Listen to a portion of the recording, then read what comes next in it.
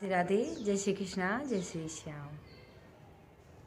मेरे YouTube channel पर आपका बहुत बहुत स्वागत है और सभी बहनों को राम राम।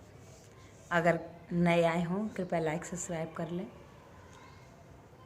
आज की बड़ी प्यारी बड़ी भावुक कथा है, कैसे माँ पार्वती ने और मृत पति को भी जीवित कर दिया। कहते हैं ना, माँ तो माँ ही होती है और माँ संसार की पालन करता होती हैं, जगत जननी है और वो भी पार्वती माँ। एक समय की बात होती है कि दो दौरानी जेठानियाँ होती हैं। दौरानी जेठानियाँ होती हैं तो जो जेठानी थी वो थोड़ी गरीब थी, क्योंकि सारा माल उसके भाई ने ले लिया था, और दौरानी खूब अमीर थी। तो उसका पति और पीड़ाग्रस्त हो गया, बीमारियां लग गई उसके, बहुत इतनी बीमारियां लग गई बहुत ज़्यादा। तो जो उसका देवर था, भाई था, उसको उन्होंने कह दिया कि हमारे पास तो है नहीं पैसे लगाने के लिए, आप चाहे कहीं भी जाओ और हमें इससे कोई मतलब नहीं है, और उनको घर से निकाल देते हैं। वो बेचारे घर से निकल जाते हैं और किसी के यहाँ किराए पर जाकर रहने लग जाते हैं। मेहनत मजबूरी करके लाती है और दोनों अपना जीवन यापन करते हैं।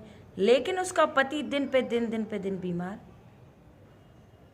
होता चला गया। तो जब ज़्यादा बीमार होने लग गया तो वहीं एक पास में ही भोले बाबा का मंदिर था। सारी औरतें जाके और वहाँ भोले बाबा की पूजा किया करती थी। तो वो रोज़ देखती थी कि ये औरतें भोले बाबा के मंदिर में जाती हैं, क्या करती हैं। तो अगले दिन खुदा ना खास्ता संक्रांति आ जाती है और संक्रांतियों पे सारी भर भर के लोटा जल के लाती हैं, थाल सजा सजा के लाती हैं और मंदिर में आने लग जाती हैं। तो वो भी उनके पीछे पीछे मंदिर में आ जाती हैं। तो सभी औरतें और वहाँ कथा सुनती हैं और सिंदूर से पार्वती माता की मांग भरती हैं। तो पार्वती माता की मांग भरती हैं। तो जब वो सारी पूजा क्रिया कर लेती हैं तो उनसे वो पूछती है कि बहनों, आप ये क्या कर रही हो और इसके करने से क्या होता है, ज़रा हमें भी बता दो, क्योंकि मेरे भी पति इतने बीमार हैं कि कभी भी डॉक्टरों ने कह दिया कि कभी भी इनके प्राण जा सकते हैं। हाथ पैर बिल्कुल चलने से लाचार हो गए हैं और ऐसी काया हो गई है कि अब उनकी तरफ देखा भी नहीं जाता, और अगर वो चले जाएंगे तो मेरा इस संसार में क्या होगा। उनमें से एक औरत बोली कि देख बहन, हम भोले बाबा की पूजा करने आते हैं, लेकिन आज संक्रांति है और संक्रांति से संक्रांति तक अगर पार्वती माता की पूजा की जाए और उसकी मांग भरी जाए तो माँ अमर सुहाग का आशीष देती है और पति की दीर्घायु होती है।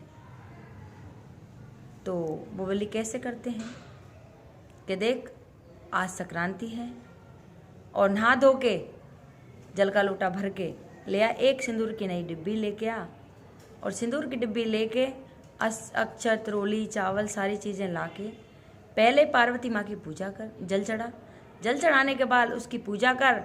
पूजा करने के बाद उस सिंदूर में से 5 बार चुटकी भर के और पार्वती की माँ की मांग भर, और उनसे जो भी तू वरदान मांगेगी वही तुझे मिलेगा। अब तो वो कहती, बहन हम तो इतने गरीब हैं, खाने के भी लाले हैं और हमारे पास तो पैसे भी नहीं हैं, सिंदूर की डिब्बी मैं कहाँ से लाऊंगी। तो एक बोली, बहन कोई बात नहीं, तेरे पास नहीं है तो मैं तुझे सिंदूर की डिब्बी देती हूँ, लेकिन इस सिंदूर का गलत उपयोग मत करना, सिर्फ पार्वती माता की मांग ही भरना। अगर तेरे पर रोज़ आया जाए तो रोज़ भर के जाना, और अगर नहीं आया जाए तो 14 तारीख को ही संक्रांति आती है, उस दिन तो तू जरूर माँ के लिए सिंदूर लगा के जा। और जो ये भोले बाबा का जल है, जल चढ़ा के थोड़ा सा जल और बेलपत्र अपने पति को ले जाना और उन्हें खिलाना, वो ज़रूर स्वस्थ होंगे।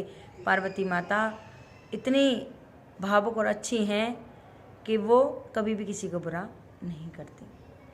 तो उसमें से एक बहन ने सारी पूजा की सामग्री दे देती है और सिंदूर की डिब्बी दे देती है।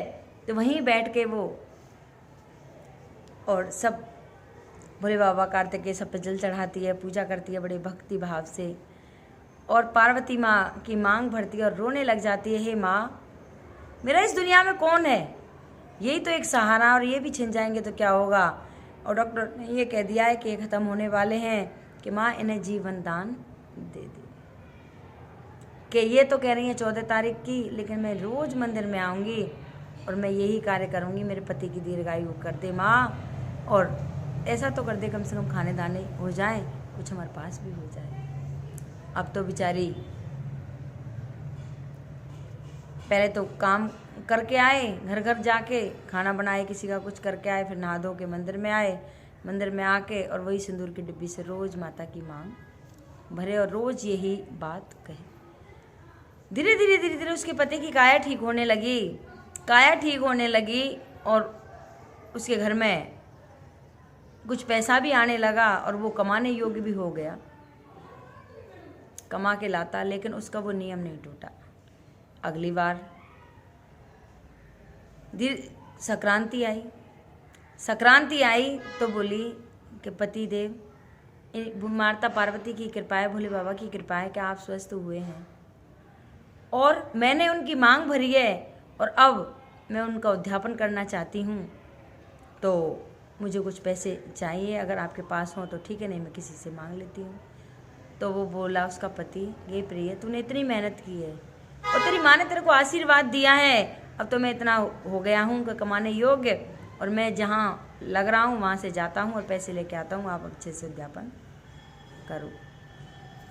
तो उनके पास जहाँ वो काम करता था वहाँ जाता है और जाकर उनसे पैसे लेके आता है। पैसे से वो सारी सामग्री इकट्ठी करती है माता के लिए, साड़ी, श्रृंगार, शॉल, जर्सी, जिस पे जितना दान हो सकता। उस पे तो बेचारी गरीब थी, तो वही इतना ही हुआ कि शॉल, जर्सी, जो भी सूट गरम लेके आई, 16 श्रृंगार लेके आई और माँ का उद्यापन करती है मीठा लाके, और उद्यापन करती है और उसकी मांग भरती है, तो माँ प्रसन्न हो जाती है और साक्षात रूप में खड़ी हो जाती है और उससे कहती है कि मांग, तुझे क्या चाहिए?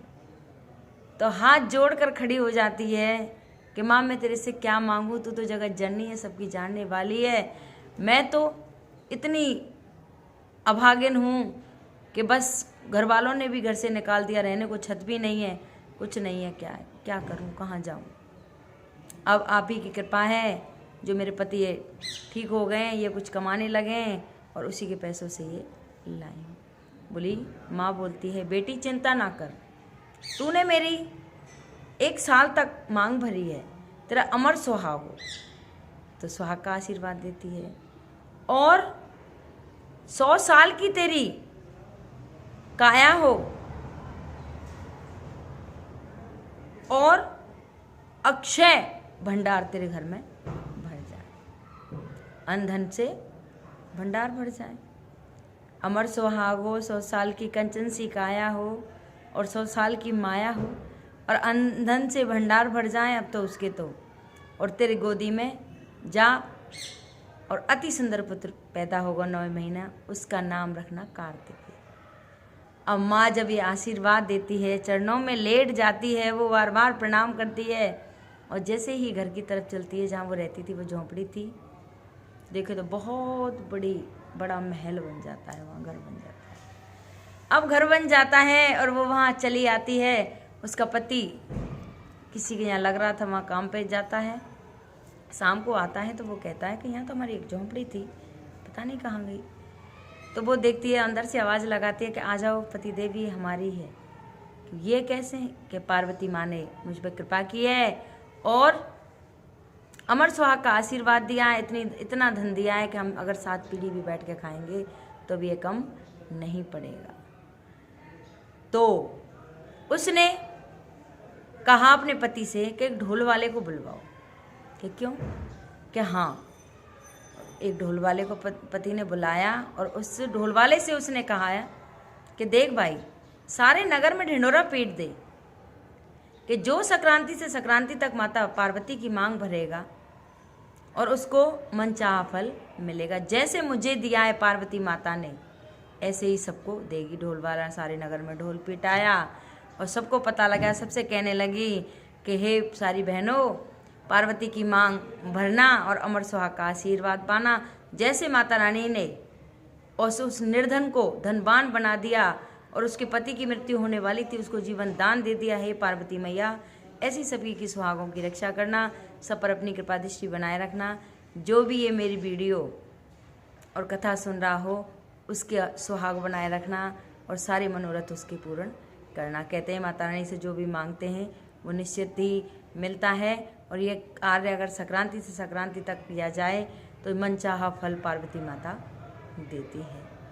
अगर ये मेरी वीडियो किसी को अच्छी लगी हो, कृपया लाइक सब्सक्राइब करें, कमेंट में लिखकर ज़रूर भेजें कथा कैसी हुई। बोल पार्वती महारानी की।